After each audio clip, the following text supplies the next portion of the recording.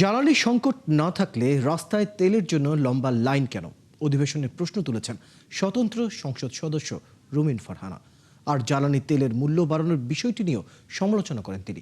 এদিকে বিরোধী দলীয় নেতা অভিযোগ করেন রুমিন ফারহানার বক্তব্যের সময় সরকারি দলের অঙ্গভঙ্গি বিবেকে আঘাত করেছে।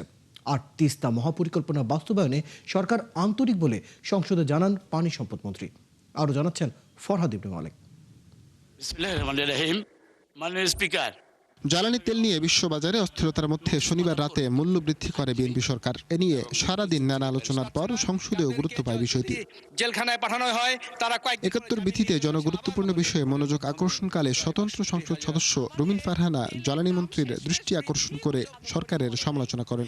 আমাদের তেলের দাম শেষমেশ বৃদ্ধি হইল মাননীয় স্পিকার, কিন্তু তার আগে আমরা দেখলাম কয়েক কিলোমিটার জুড়ে লম্বা লাইন। আমরা দেখলাম মাঝরাত পর্যন্ত ড্রাইভাররা দাঁড়িয়ে আছে, তারা তেল পাচ্ছে না, কিন্তু সরকারের সেই ব্যাপারে কোনো হেলদোল নাই।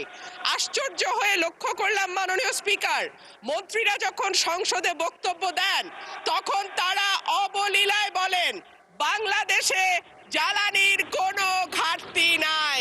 রুমিন ফারহানার বক্তব্যের সময় ট্রেজারি বেঞ্চ থেকে বিরক্তি প্রকাশ করা নিয়ে পয়েন্ট অফ অর্ডারে এর সমালোচনা করেন বিরোধী দলীয় নেতা। যে একজন স্বতন্ত্র সংসদ সদস্য তিনি যখন কথা বলছিলেন, দুঃখজনকভাবে ট্রেজারি বেঞ্চ থেকে সম্মানিত কিছু সদস্য এমন কিছু অঙ্গভঙ্গি করেছেন যেটা আমার বিবেকে আঘাত লেগেছে। আমি এটা আশা করি না।